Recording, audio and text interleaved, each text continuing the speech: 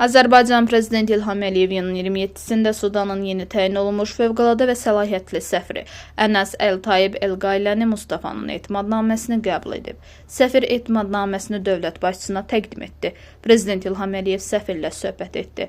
Dövlət başçısı Azərbaycanla Sudanın daim bir-birinin ərazi bütövlüyünü və suverenliyini dəstəklədiyini, Birləşmiş Millətlər Təşkilatında, İslam Əməkdaşlıq Təşkilatında, Qoşulmama Hərəkatında və digər beynəlxalq təşkilatlarda iki ölkənin uğurlu əməkdaşlığına vurğuladı.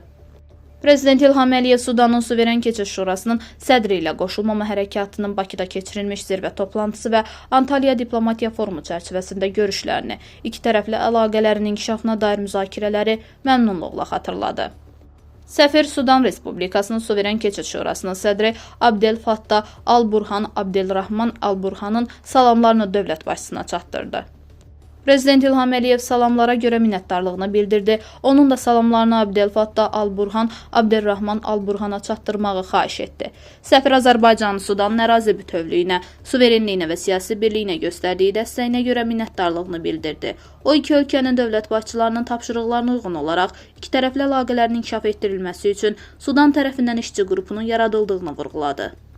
Ənəs Əltayib Əlqailəni Mustafa Sudanlı tələbələrə ölkəmiz tərəfindən təhsil təqaüdünün ayrılmasına görə minnətdarlığını bildirərək bu təqaüdlərinin artırılmasını xahiş etdi.